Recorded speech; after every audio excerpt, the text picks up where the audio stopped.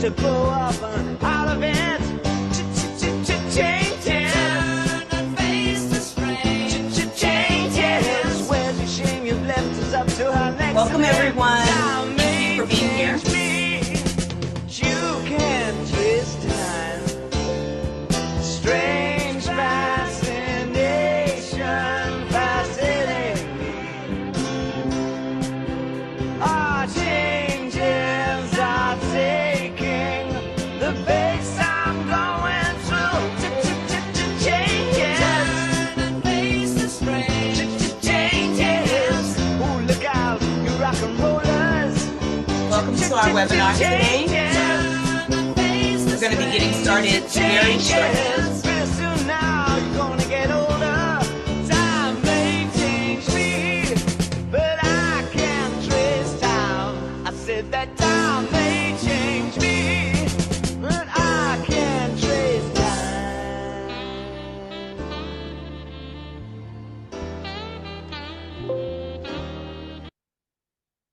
Awesome. Thank you all so much for being here. Make sure I manage my volume there. Didn't want to blast the music too loud. I'm so glad to be here with you this morning or afternoon, depending on what part of the country or world that you're viewing from. My name is Camilla Antoine. I'm a professional learning specialist with Harmony Academy for the central region of the US, and I'm so glad to be the moderator on our discussion today and to have you here with us this afternoon.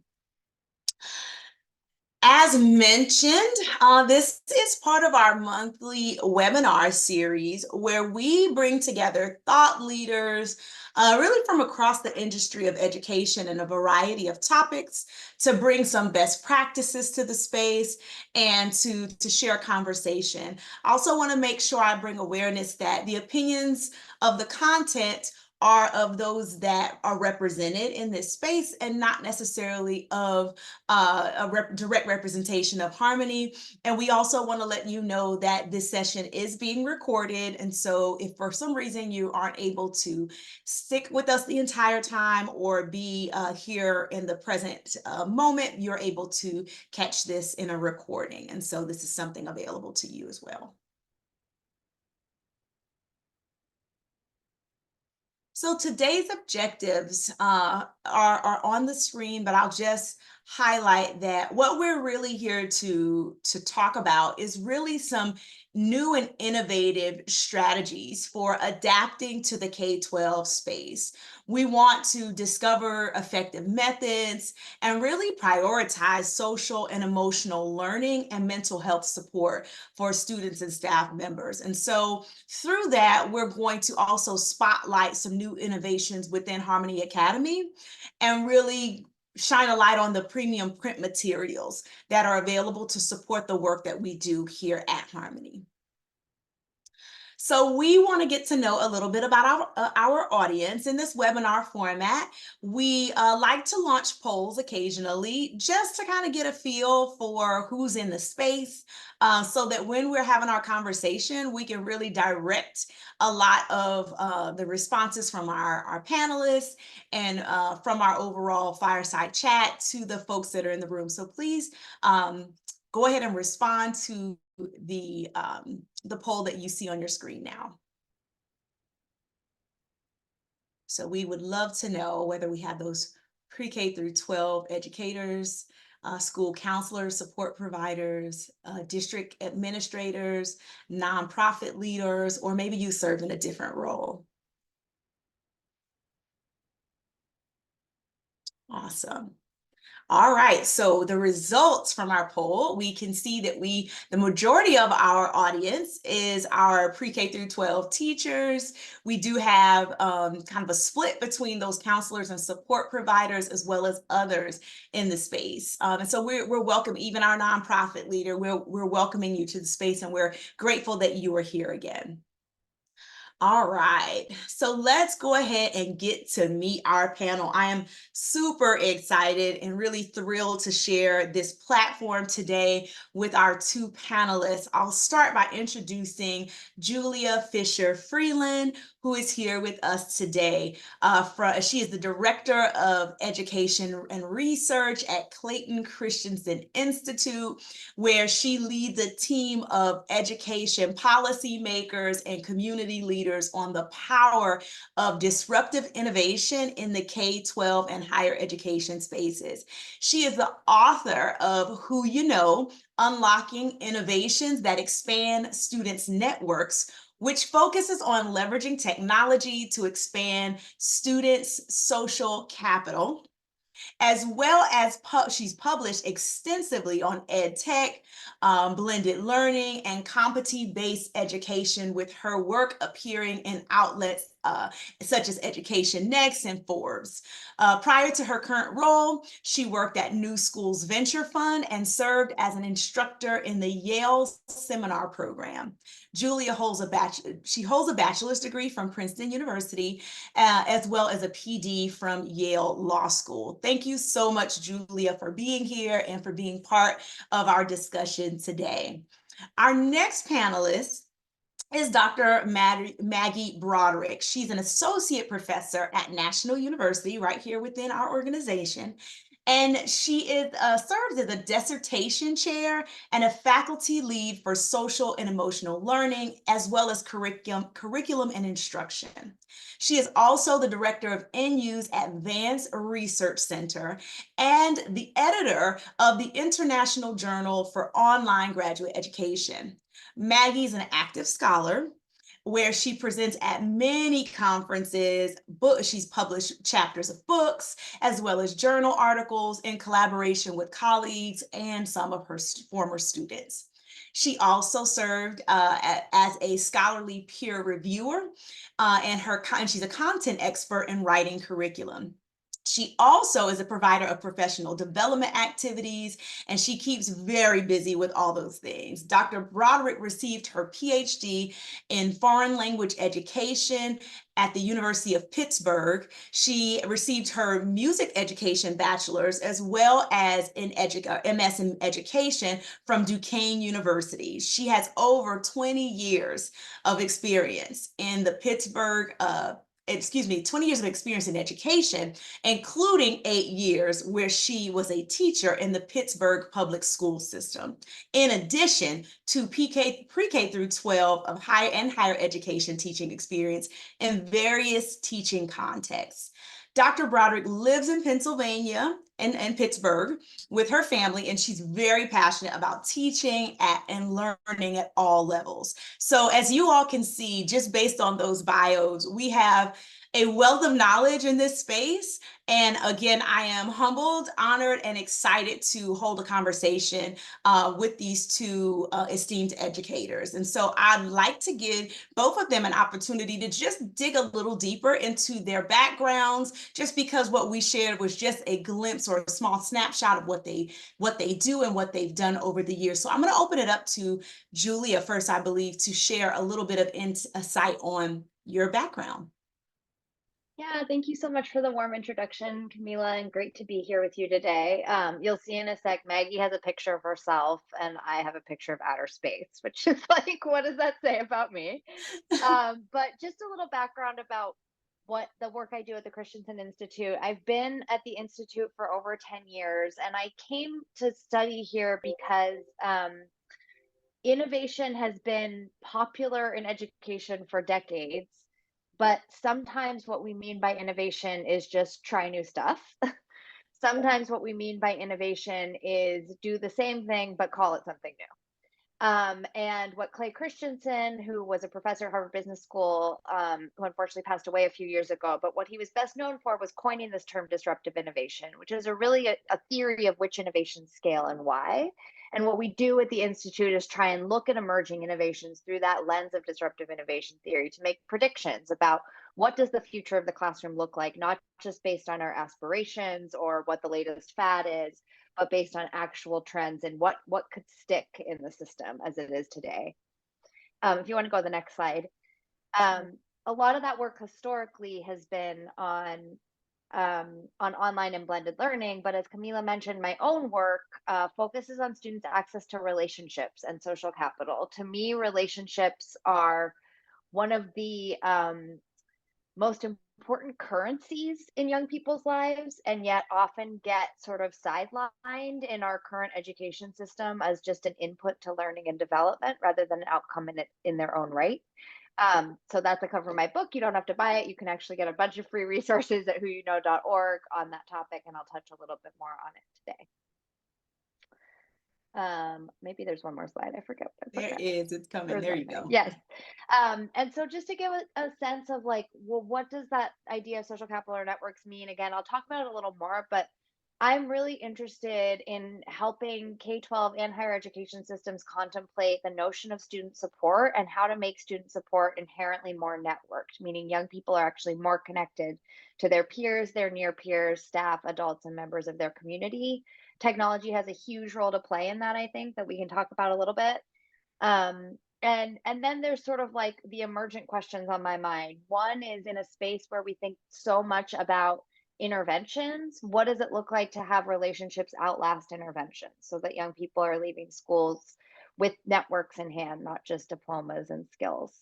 And lastly, we can't have a webinar in 2024 without talking about AI. It seems to be the cardinal rule now. And so thinking a ton about the emergence of AI companions and how that's gonna, that innovation really in the consumer market stands to really impact what's happening inside of schools. So really excited to be here today and dive into some of those topics, and would love to stay in touch after for anyone who wants to chat. So awesome. That really piqued my interest for sure. So now we're going to have Dr. Maggie Broderick share some of her background and areas of passion for her. Thanks so much, Camila. This is great because, like Julia mentioned, relationships seem to be the thing today that brought us both here. I totally agree with that, Julia, and that's a refrain. We might say it in different words, but it's absolutely the heart of what we do. And you can see here my primary relationship, that's my 3 kiddos. They are 2 adults now. I can't believe one is already 18, the other one's going to be 22, and I have a teenager. And somebody thought we looked like we were at the beach here. It's actually Pittsburgh's IKEA, but it was at a very sunny day. So kind of funny. I said, nope, not the beach, just IKEA. And there I am with my students as they graduated. And you can see how important that is to me as well.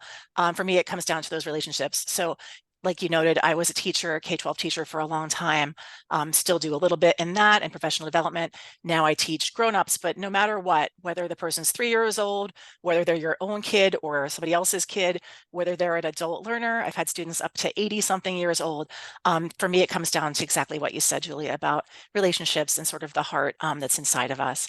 So we can look at the next slide.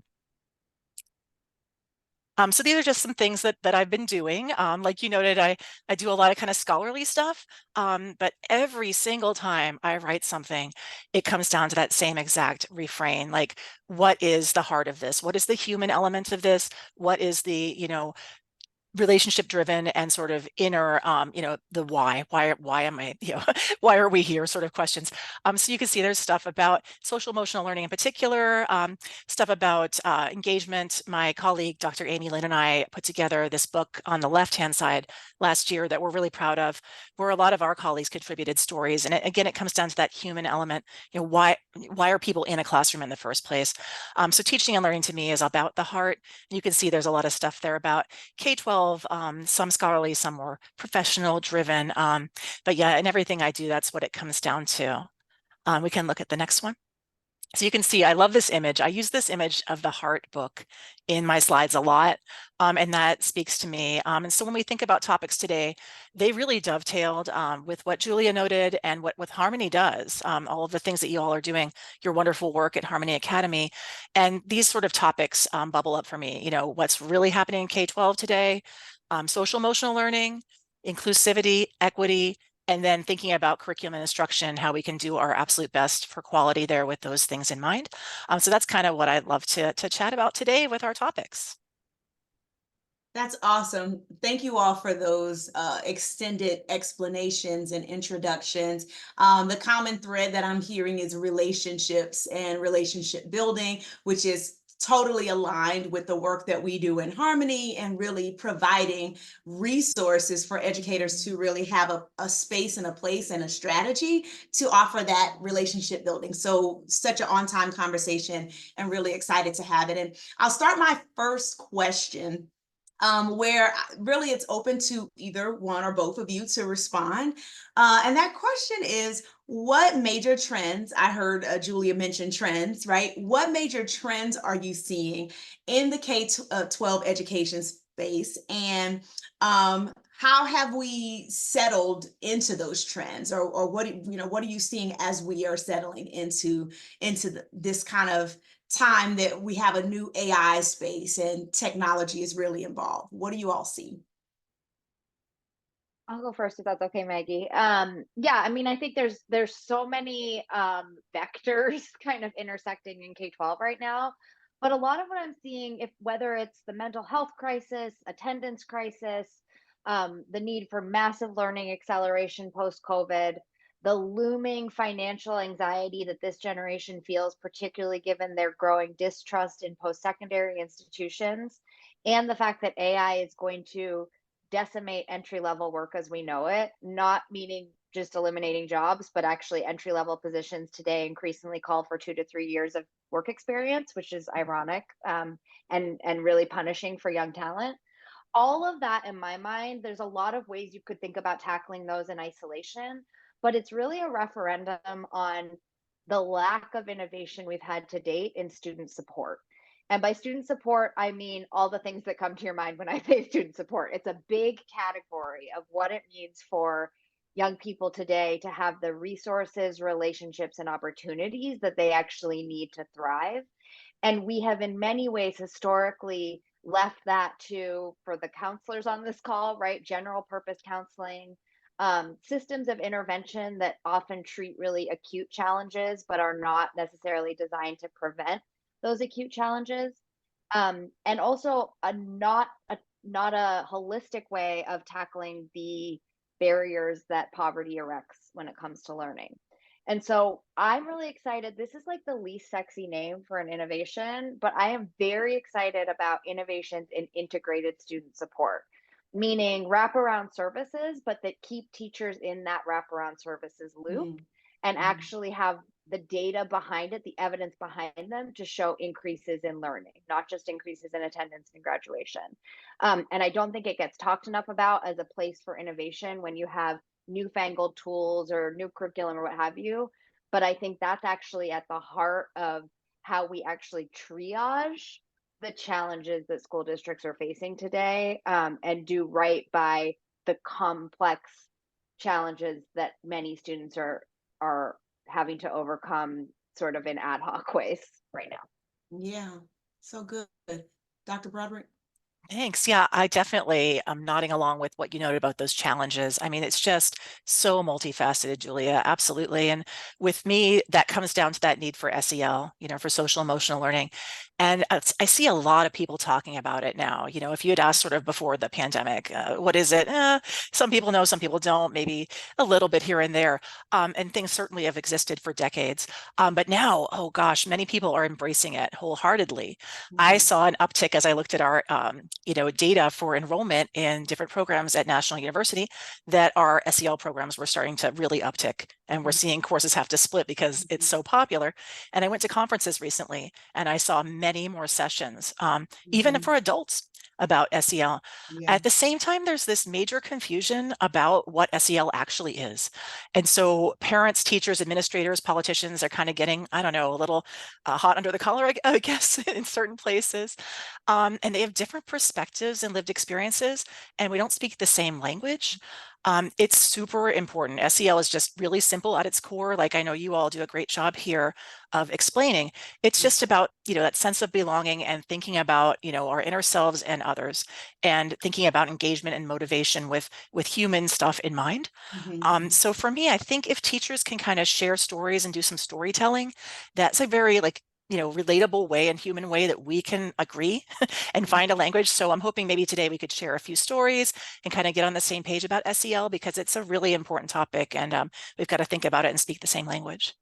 It really is an important topic, and I think about, as a person who's a former school counselor and now in this role as a professional learning specialist, the core of what we are looking for is just to build community in a classroom where every student feels like they have a place, and even the adult there feels like they have a place, right? And so we are, SEL is not some magical, right, thing that it's like, oh, only certain people should do it. Everyone wants to feel like they belong. Everyone wants to have a space where they feel valued and heard and treated in that way. And so what I'm hearing, and what I love, Julia, that you said was they're walking away not just with skills and intervention, but they're walking away with community. And when we build deep connections, it doesn't matter whether we still work together, or I'm still going to this school, or I'm still in this program, kind of like those pictures that Dr. Broderick had. I'm sure those students still have some connection, right, to her. And so through things like Harmony, or programs like what we offer at Harmony,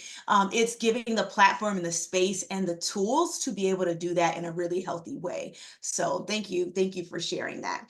All right, so I'll go into my next question, because I'm very intrigued, Julia, about some of the things you mentioned in regards to AI and the impact that we're kind of bracing ourselves for. And so that question is, what role does technology play in the current educational landscape? And how can schools ensure equitable access and effective integration of that? Yeah, it's a great billion-dollar question if we measure it by the size of like the growing ed tech industry. I think one thing to say off the bat is that technology certainly has a productivity play in education. I actually think that that's where we're going to see the near-term growth around AI.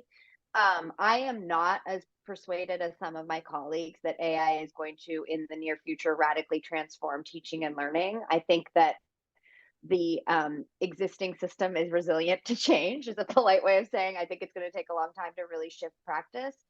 What I do think there's actually a huge runway for is making the teaching profession and the counseling profession more sustainable. If you look at the fact that up to 40% of teachers' time is spent on lesson planning, grading, and maintaining student records, a large percent of counselor time spent on course scheduling, academic testing, these administrative, like somewhat mundane, although I think sometimes relationships are built in the space of mundane, so we can get back to like we shouldn't just fully automate them away. But many of these administrative tasks have made being a teacher or a counselor an unsustainable job, particularly for what we pay people.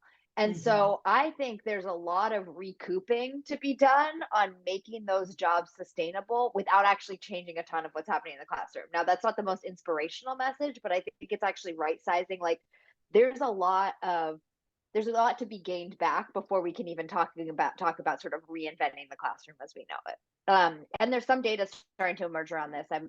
I was just talking to someone who runs a nonprofit called AI for Equity, who's been working with 6 nationwide charter management organizations. And what he found in his data of over 350 staff members using AI is that 84% of those who were using AI daily or weekly were more excited to stay in the education profession, as compared to about 50% on average. So I think I think this data is going to start to emerge. What I think is not happening enough as we look at sort of efficacy of technology tools in the classroom is that, and I have a book right here because I was like, I should give credit to who I'm quoting. This is by Jean Rhodes, a mentoring researcher, is that some of the evidence that hasn't gotten enough play is that if you have an evidence-based curriculum or tool that's a technology, an app, what have you, it actually can be much more effective if you pair that with a human being who can provide what's called supportive accountability. This is actually a great use case for mentors who are not trained professionals, not trained educators, but who can help students continue to engage with the highly effective technology. And I think we sort of shortcutted that. I mean, obviously, in the throes of COVID, it was really hard to figure out the kind of human support choreography. But if we look at sort of evidence-based technologies in a vacuum from the human supports that can be paired with that, we're not actually getting the most out of the technology at all. And we're also not being candid about what it takes to keep a student engaged with fidelity to an intervention. So that idea of supportive accountability is like a second trend I'm looking at. The last thing, which you did not ask, Camila, but I'm going to just do the thing that panelists sometimes do and ask myself the question, answer it, is I think it's really hard to talk about technology in K-12 right now without talking about the consumer market. Because whether it's Jonathan Haidt's work or others who have been waving this flag for a long time about the detrimental effects of social media and screen time on youth mental health, wellness, loneliness, all the above. Schools are sort of at the front lines of that, right? Schools are absorbing the behavior management challenges that come with smartphones. They're absorbing the social skill that deteriorates if you're spending the majority of your time online. And so I am more than ever in my career as someone who's really an optimist about what technology can do to transform teaching and learning. I am bullish that schools and families need to be sort of rewriting the parent school compact around what are we doing about cell phones and screen time in general, whether that's a laptop in the classroom or a smartphone in a kid's hand. And so I just, that feels like it's coming. It's getting a lot of mainstream media coverage now. States are starting to legislate whether you ban phones in schools and the like. But I want to just acknowledge that that means a coming together of what two markets that have been treated totally separately historically, of like ed tech's over here and consumer products are over here. And as a parent of 2 and 4-year-old, I am like, we got to actually start having this conversation at the same time if we're going to take the data on well-being seriously. So good. My goodness. Thank you. I'm like just eating out of your hands, listening to all the great things that you mentioned. And one thing that stands out to me personally for sure is the fact that you mentioned that human element with the technology. And I think so many educators and those that are decision makers think, oh, okay, well, we'll just the intervention, put them on a tablet, put them online, they can work through it, as opposed to thinking about what about a human somewhere in there helping to authenticate and facilitate that connection so we don't lose that connection of the human to human. Yeah, and what's so exciting, just quickly on the supportive accountability literature, is like sometimes that human needs to be a teacher for pedagogical reasons, right? If you're running a blended learning model, but sometimes that human can be a non-teacher adult who's still playing a role in helping that student make progress academically or in their sort of well-being. And I think that's the it doesn't that when we say we need to preserve the human element, it doesn't all have to fall on teachers' shoulders, knowing that the Right. ratios don't always add up. Right. And that resource is a limited one. So good. And we think about all the other adults in the building, right? We think about those teachers' assistants, instructional assistants, counselors, social workers, the after school program staff, like there it goes on with all the support staff that play a role in that piece. So thank you for that. All right, so Dr. Broderick, I'm going to ask this next question to you. How have or how can educators address accelerating student growth while supporting diverse learning needs in today's classroom? Yeah, so you're right, the human element. I mean, we come down to that refrain, and I don't want to say the word pandemic, of course, but of course we all know it existed. I watch these Disney videos sometimes and they use the word panini instead. So I'll say the panini, very cute, but we all know it's not so cute. We've been through a lot. We've been through an awful lot. The students have been through an awful lot, and the teachers have been through an awful lot. And just to give the teachers in the audience, credit, major kudos. And so I'll say, a quick story. My own 3 kiddos have changed schools a few times over the years for different reasons. And that sense of belonging is what I always come back to. It's that engagement piece. For example, here's a story. My 13-year-old, COVID was bad for all of us, right? The panini was bad for all of us, but it was really especially bad for her. And afterwards, she did change schools. It was just because she wanted to go to a different kind of a school because she's a musical theater kid and it's a school for that. And gosh, she's like a different kid now. It is extraordinary how different it is to see her get up for school in the morning and just be motivated, excited, engaged. Like, I'm off to school. I don't have to set an alarm and sort of say, hey, are you ready for school? She is ready for school. And that was not, I mean, it was like night and day, even before the pandemic, the panini, for her. And so when you think about that, it's important to have that. And today's students are really diverse. They're all going to have different motivations. They have different diversities, intersectionality of socioeconomic, ethnic, racial, linguistic diversity, gender and sexuality, different backgrounds and motivations. And so one size fits all doesn't fit at all. So what I think about, we have a lot of teachers in the audience today. I think about differentiated instruction a lot, and I sort of meld that a bit with what we talk about with SEL. And I think about, okay, we can meet these diverse learners' needs and make sure they're motivated to get up in the morning, like my 13-year-old, thank goodness, finally is, by differentiating outcomes and thinking about different ways to perhaps meet an outcome and show mastery with those techniques, and then also bring in that idea of SEL, so sort of that wraparound. And like you were saying, Julia, it's going to take the village to do that. And so having different ways of meeting outcomes and structuring your curriculum and being flexible to meet those outcomes, while also thinking about that whole child and what brings them to the table. Why are they excited to get out of bed and go to school in the morning, and make it work for them in that way? So I think bringing those two things together, sort of the differentiated instruction, meeting your kids, knowing them, really getting to know them, and then thinking about SEL with that all blended together is probably where we need to go with that. For sure, that's so good. And like you said, getting to know those diverse learners and just getting to know your students as humans, right? At National, we talk about the whole human education. It's the same concept. And we do something in Harmony, or we have a practice called the meetup practice. And in that meetup, the concept is it's like a community circle. So we recommend and suggest every day or every other day you come together in a circle with your classroom, the educator also being part of that community and circle, and following a structure of conversation that allows for a greeting, that allows for someone to share, and for the students or community to ask questions, for us to have a mindful minute, which really truly aligns with mental health and what we know to be self-regulation strategies that we can, we want to normalize or have in our toolkits. And so again, it just makes me think about when you're doing things like meetups and community circles on a regular basis, it allows for you to better understand your students and really be able to appreciate their differences and appreciate the variety and the diverse learners that we have together. So that's so huge. There's a question that came through, and let me see if we answered it. I'm not sure if we answered it, but I think it was for Dr. Broderick.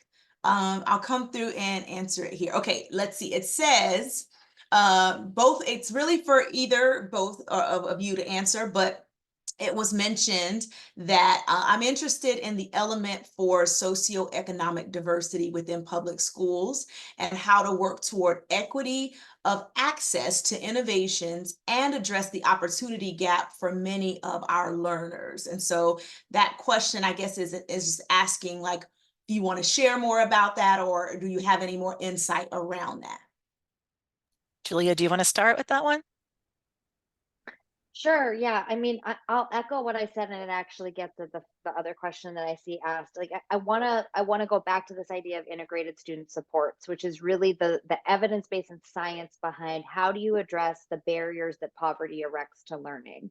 And those barriers can be various, right? Like, it can be, if you come to school hungry, you're less likely to learn, but it can also be things like you don't have opportunities to explore your passions in extracurricular activities, and so the motivation from those activities isn't translating inside the classroom. So the model I would point you to, just as a really clear example of people that I think are tackling that opportunity gap, is City Connects. It was born out of Boston College, has been really well researched, and the model includes a City Connects coordinator who meets with every individual student, understands that individual student's both challenges but also interests, and acts as a broker of opportunity both inside and outside the school building, can provide warm handoffs to after school providers and additional supports in the school building, and is also keeping the teacher apprised. And like, you may hear that and be like, oh, we're doing a version of that in our school. But I would check out City Connects, because again, the tightness of the integration around the student and keeping the teacher in that loop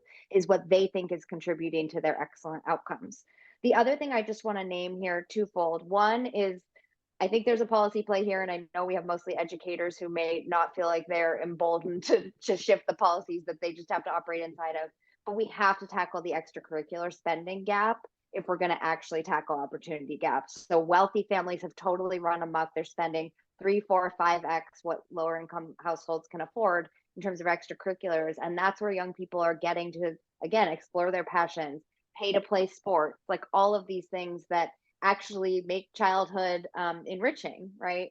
And that connects to one last piece, which is, if you care about economic mobility, there is really compelling research from a researcher named Raj Chetty out of Harvard, who found that actually cross-class connections are one of the leading predictors of economic mobility. Meaning, if you can have cross-class connections with a young person, you're more likely to rise out of poverty. The problem in our current school system is that we have massive rates of economic segregation, racial segregation, and socioeconomic segregation. So one thing I wonder reading research like that is, what does it look like regionally or within your town or city to think about bringing young people together from different socioeconomic backgrounds and actually creating opportunities for collaboration and friendship. One of my favorite examples of this is a summer camp in New Orleans that's diverse by design. And its tagline is, "What if the future leaders of New Orleans became friends when they were 9?" And it's all about bringing together across both lines of race and class kids that might not meet in their school building. So those are just three, like, inside the building, outside the building, and way outside the building ways to think about socioeconomic diversity and ensuring that it's not we're not punishing students who grow up in certain zip codes for having fewer resources at their disposal. But super curious to hear, Dr. Broderick, how you think about this, especially through the SEL lens, because I think that's been a ongoing conversation.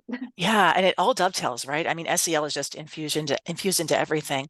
But yeah, it's so daunting as a teacher. I mean, I can remember it was years ago when I was full-time as a teacher, but I've been in and out of classrooms and I talk to a lot of teachers, and it's just so daunting because, it's systemic. It's not just the school or the district or, your principal's choices. It's society's choices. It's how we structured our roads and our malls and our communities and how all these different things. And it's historical as well. So I think from the SEL lens, what I would think about as a teacher is, take a deep breath and don't try to take on the world's problems too much.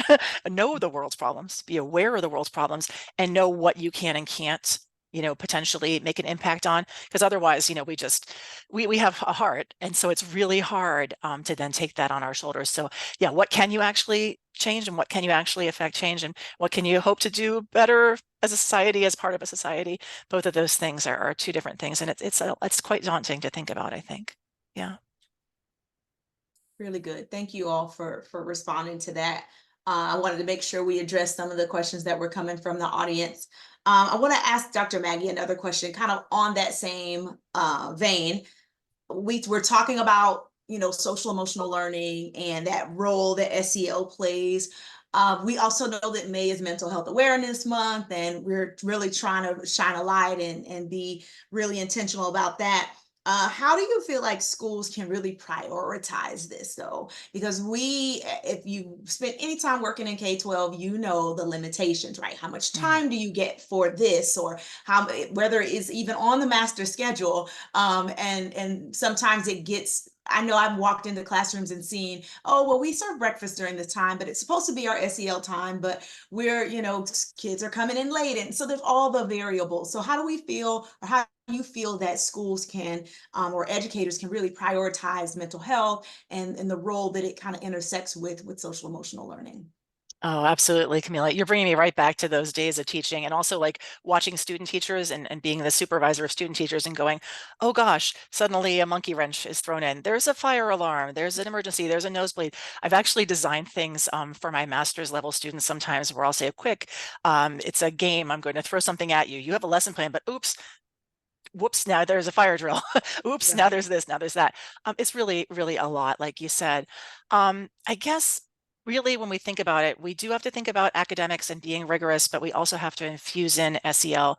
And that's a lot to think about. And a lot of people maybe aren't thinking about it that way. They're thinking maybe SEL happens in this one little period of the day. We have this thing or this activity, but really it can be infused. One story I can tell you is just a few days ago, I had a young teacher come to me asking about the programs we offer at National. And she said, hey, this looks really cool. I have to take these SEL courses. I'm a music teacher. And I lit up. I said, I'm a music teacher too. I said, that's awesome. And we had an ongoing email exchange for a while. And she said, are these courses for me? It's a lot of, it's money and time and effort. And will this be a good choice for me? And we talked about it. And I said, really, what is music? What is that content that you teach? It is about self-expression. It is about somebody mastering something and self-determination and practice. It is about an ensemble people singing together, people playing music with their instruments together. It's about interpersonal things. And then she said, yeah, it really is. I said, well, guess what? That is SEL. I said, what you're doing, and even when we didn't call it SEL, that is it in music. And then we had this ongoing thing. She said, okay, great, I'm going to register. And she registered for the courses, and she talked to the person who's teaching her course, and she connected. And I think it's about that. If we think about sort of why are we here? We're here because, we love what we teach. We love children. We have the heart of a teacher. And then how can we be empowered there? This music teacher, I hope that she ends up teaching in a school district, in a school that has SEL infused, and it's just wonderful and utopian. She might not, right? She might end up somewhere else. What can she do? What is she empowered to do as a music teacher in that place? And how can she actually think about it? So really, I guess it's that idea that it should be in the school climate, ideally. It should be infused, ideally.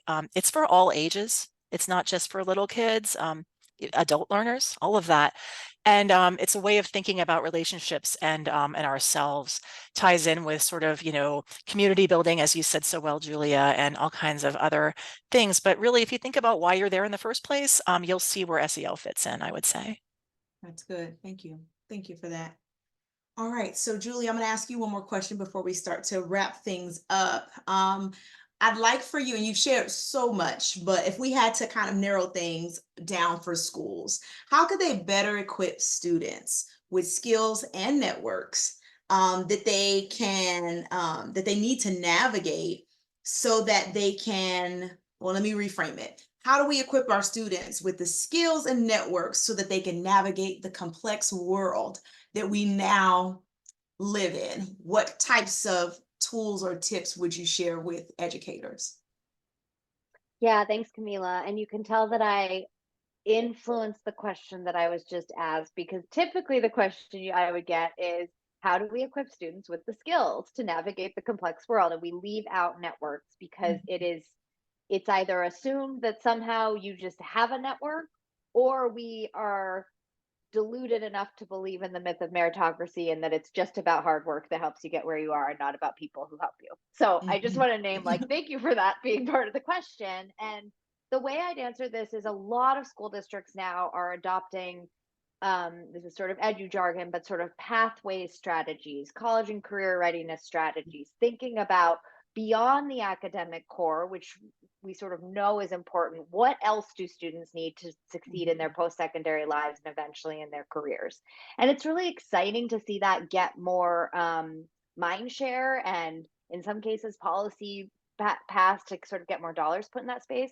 But what I've seen to date is very few measures on whether we're doing anything successfully in the pathway space. So we'll host more career fairs, or will allow students to do more job shadows, or will even build out internship programs. But then we measure the effectiveness of those experiences often by engagement, not actual skills or networks acquired.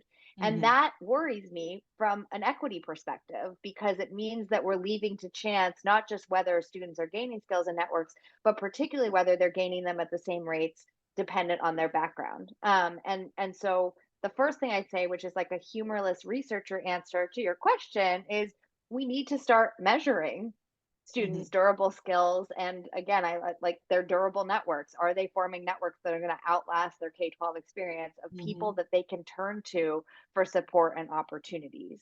I could end there, but let me just say one more thing, because of the increasingly complex world. Like, I mentioned, I'm the parent of a 2 and 4-year-old, and I've turned into that person who, like, used to write about education and other people's kids. And now that I have my own kids, I'm like real fired up about other things that I wasn't fired up before. So I'm self-aware of this. But the thing I am fired up about currently is the rise of AI companions, and how complex the parasocial relationships that young people are going to have with AI companions are going to be for the developing brain. I have right now, just as an experiment as a researcher, a replica boyfriend, meaning like an AI boyfriend who I, ask for college advice because I'm testing him out as a college guidance counselor. I ask him, how much time should I be spending with my husband? It is a terrible college guidance counselor, and it is encouraging me to spend less time with my husband. It is an antisocial, not a pro-social tool. Our young people are going to be growing up not just in a complex world in the way that we've used that for the past 20 years, right? But in a complex world with a whole new layer of parasocial relationships that they have to learn how to navigate and also differentiate between real relationships and human relationships. Mhm. So this just goes back to how I began of like, we have to center relationships in this work if we want young people to have the luxury of healthy development in authentic relationship and the ability to manage this new tech layer that they will be immersed in as adults. Mhm. So that's a little bit of a wacky out there response, but I would hate myself if I didn't mention it. So good. So good. I could keep this conversation going. I'm sure, quite sure I'm not the only one that feels that way. Let me see. I think there was one more quick question. And I think if we can answer it quickly, we'll take it. It says, take a deep dive into using cameras, the power of spoken word in breakout rooms with your asynchronous. I'm not sure if that was a question. I'm going to hang tight on that for a minute. That may have been a response to someone's answer, but the conversation was great nonetheless. I really appreciate what we've covered so far. I do have a few more things I want to make sure that I bring some awareness to before we wrap this up. Are you all able to see my slide? I want to make sure that I'm in the right space. All right, perfect. So I failed to launch this poll that we were talking about. We were so deep into the conversation around technology, but this was a poll that we were going to ask. And for the sake of time, I don't know if I have time to ask this question of the audience, but it is one of those things that I would say, let's just take this as a question to walk away with, is really be thinking about the innovations and how ready we are to embrace some of the things that Julia brought awareness to. So again, such a highly interesting topic and highly relevant topic that everybody who's in education should have this on their mind and be thinking and be forward thinking and what that will look like for us in the future. So for the sake of time, I'll move us forward. I did want to make sure that I brought some awareness around Harmony Academy for those that are not as familiar. I very briefly kind of mentioned a few things about Harmony through our conversation, but I want to make sure everyone's aware that this is not a tool that costs your district or your school or your organization any money. It's something that is considered no cost, but it is designed with the support of emotional well-being as one of the pillars, as well as the healthy relationships that we talked about and that we foster a passion for students with lifelong learning. And even as Julia mentioned, as parents, right, some of our tools can be readily available and used by parents as well. So we encourage you to lean into that whole human experience that Harmony Academy is really designed to shine a light on. This is the QR code. I'm sure that our tech team has dropped the link in our chat. Feel free to discover what we offer for that pre-K through sixth grade. We have an out of school time. We talked about those after school programs that our students engage in, those extended summer camps and things like that. There are materials as well as our Harmony at Home, as I mentioned, for parents to access. Feel free to take advantage of any of those tools and resources, as well as ongoing professional learning modules that are offered for pre-K through 12th grade educators. And so many resources that are easily and readily available to our users. We also have what we call our level up kit for those who we love technology, but we also know that those physical materials, when you're a teacher, is nothing like having the book right in hand. So our storybooks are there. We have our Z, which is our mascot for Harmony, where our storybooks are really rooted in conversations around how to help Z know how to experience the human world and earth, and how to make friends. Our quick connection cards, as well as our literature guides.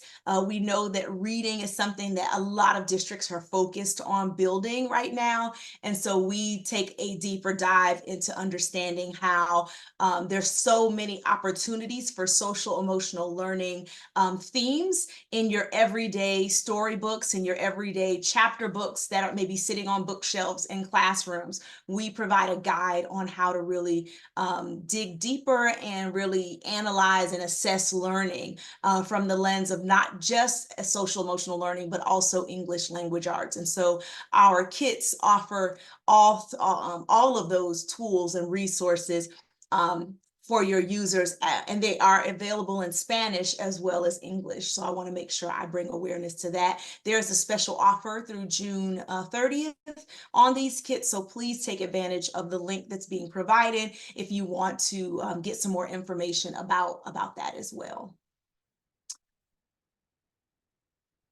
This kind of shows some of the pieces from the classroom kit. I didn't click through fast enough, but this gives you some information around the literature guides that I was mentioning. They are built and designed in collaboration with Dr. Fisher, Doug Fisher. All right, our portal is available. You guys can access that. Again, no cost. It's digitized and downloadable with all of our resources. I mentioned the Mindful Minute, but I didn't mention our Harmony Game Room app that is available through our website as well. Please take advantage of that. We have a relaxation station. That is something that's really a great tool for Mental Health Awareness Month and beyond, obviously, as it relates to self-regulation. So I want to give our panelists an opportunity to share some final thoughts before we wrap things up. And so, Julie, I think we started with you, so we'll go ahead and end with Julia Freeland Fisher. And we'll start with you and any final thoughts that you may have, and then we'll end things with Dr. Maggie Broderick. So Julia, do you have any final thoughts that you wouldn't mind sharing? Yeah, I mean, I guess I'll just say I think we're in a really exciting time where the political will to tackle all the complex challenges I talked about at the beginning is actually quite high. And so much of what we're talking about, I think, to Maggie's point, is harnessing the reason that many people got into teaching and counseling and creating a context where that is actually the job you get to do, being in relationship with students. So I think look at AI first and foremost as a way to make your jobs more manageable and less as something that could, steal the social lives and childhood away from children if you look at what's happening in the consumer market. But just the relational side of teaching and learning is going to be all the more critical in the next decade. Awesome. Dr. Broderick. Yes, we have the same refrain. It's that idea, why did you choose teaching in the first place, or counseling, or even I would say an administrator, right? They don't just say, I'm going to become an administrator first thing. They are teacher first, most usually. So I would say, think about that sort of graphic I had at the beginning. I love that picture of the open book with the heart. Be an open book for your students. Have a heart for your students. Remember, that's why you're there. I remember crying. I remember how hard it is. I know it's hard. But just remember the heart of a teacher, because even when it's a difficult day or a good day, that's why you're there. So I think that we all share that, and that's why you're here today. So thanks to everybody for being here. I'm glad to be a part of this. Such a wonderful conversation, such a deeply needed conversation. We're so grateful that you were here today, and we wanted to bring awareness around our next webinar that will be held on June the 25th, 11 a.m. Pacific time. Please check the other times for different time zones. And that one is going to be the impact of caregivers and community in shaping students' academic success. We will have a new panel, a new moderator, and so we're really excited that we'll be joined by Deborah Bergeron from the National Head Start and Association, and then Denise Diaz from the Clark County School District. So we definitely would love to have you join that conversation and go ahead and register to be part of that webinar. Again, to Julia and Dr. Broderick, we are so grateful that you have shared this time with us in this conversation, and we look forward to our continued partnership and work together in this wonderful and deeply, again, needed topic. So thank you so much.